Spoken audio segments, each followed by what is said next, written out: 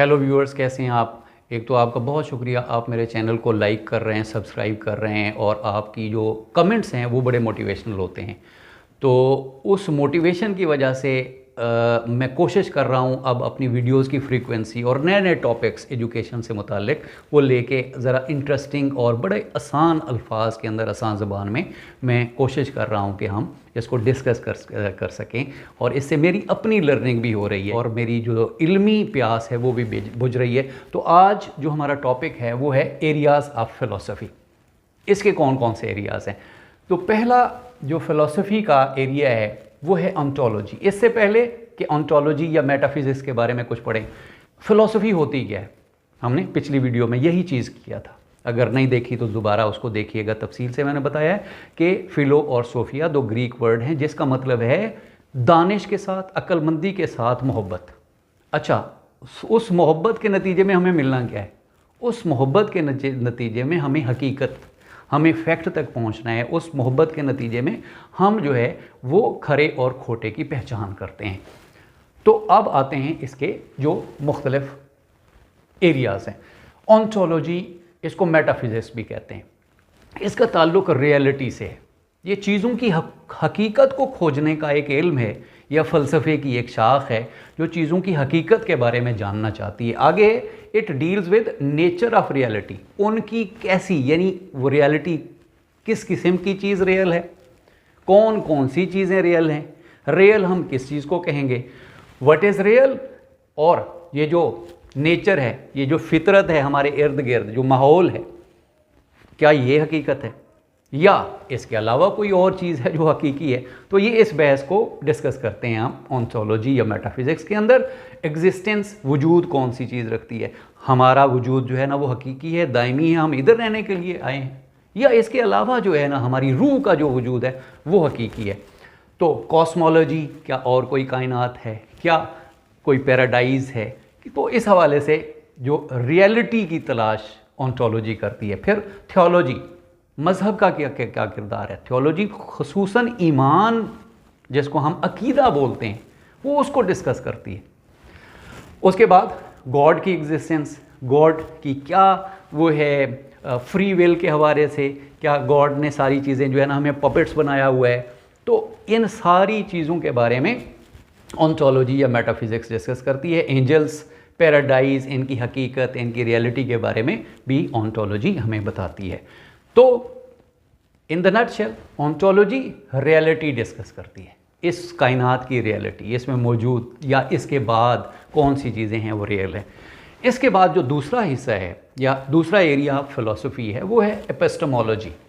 एपिस्टीम, ये भी Greek word है जिसका मतलब होता है इल्म। अब आपको समझ लग गई होगी, बिल्कुल आसान।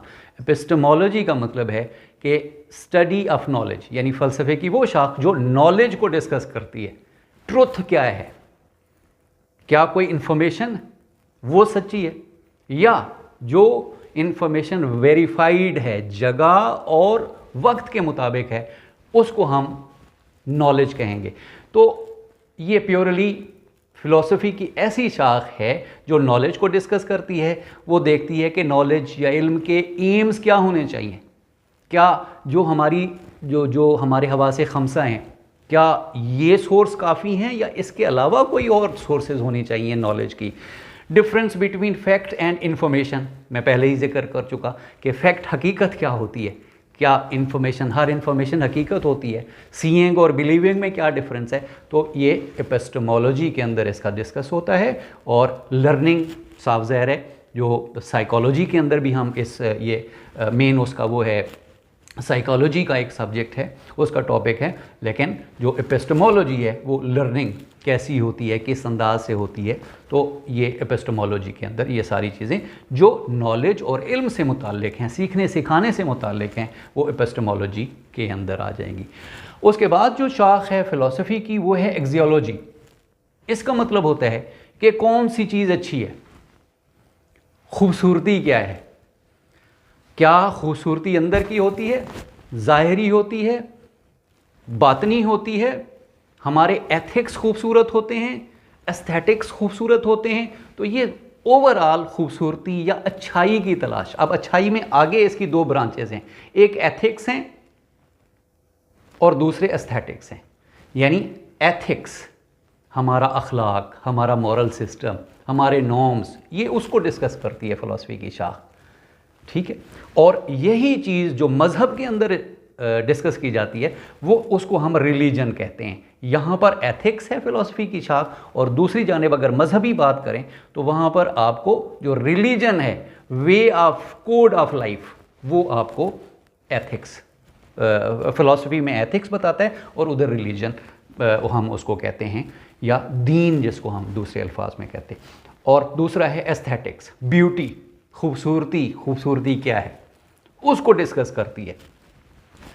फिर जो आगे कुछ ब्रांचेज हैं वो हैं फ़िलासफ़ी की लॉजिक, दलील व बुरहान क्या होती है, कैसी दलील होनी चाहिए, दलील के क्या उसूल व ज़वाबित होते हैं, तो वो हम लॉजिक के अंदर डिस्कस करते हैं। उसकी वैलिडिटी, जो लॉजिक है उसको, वो कौन सी लॉजिक है जो वैलिड होगी, तो उसको उसूल व ज़वाबित ये लॉजिक के अंदर फ़िलासफ़ी की इस शाख में हम डिस्कस करते हैं। फिर पॉलिटिकल फ़िलासफ़ी के माशरे कैसे बने, गवर्नमेंट क्या होती है, इसके ऊपर आप प्लेटो को पढ़ेंगे, इसको सोक्रेटिस को पढ़ेंगे, अरिस्टोटल को पढ़ेंगे, और बहुत सारे बड़े जो फ़िलासफ़र हैं उन्होंने पॉलिटिकल फ़िलासफ़ीज़ के ऊपर उनके बहुत सारे स्कूल ऑफ थॉट्स हैं।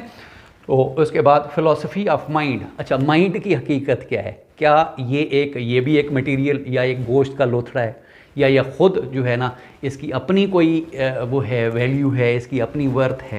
तो इसके ऊपर भी बड़ी डिस्कशंस रही कि माइंड खुद ब खुद जो है ना वो कुछ कर सकता है, माइंड बड़ा पावरफुल है या बॉडी ज़्यादा पावरफुल है, हवा से खमसा जो है ना वो उसके पावर्स हैं, या माइंड हवा से खमसा को कंट्रोल करता है, ये आपस में इन दोनों का रिश्ता क्या है। तो ये एक बड़ी लंबी बहस है फ़िलासफ़ी के अंदर। तो ये मैंने 6 कम अज़ कम इसकी जो बताई, तो ये थी हमारी areas of philosophy, ontology, epistemology और एक्सोलॉजी।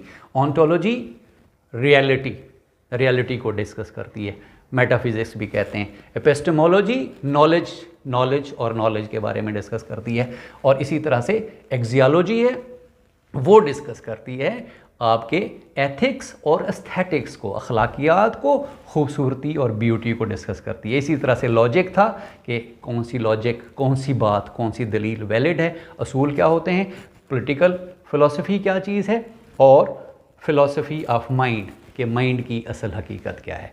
तो thank you very much for listening, और आपका बहुत शुक्रिया। आप इसके बारे में कमेंट्स लिखिएगा, और आप ये भी मुझे बताइएगा कि आप इसके हवाले से और कोई ऐसा टॉपिक है जिसके ऊपर मैं डिस्कस करूं और जिसके ऊपर मैं अपनी वीडियोस बनाऊं।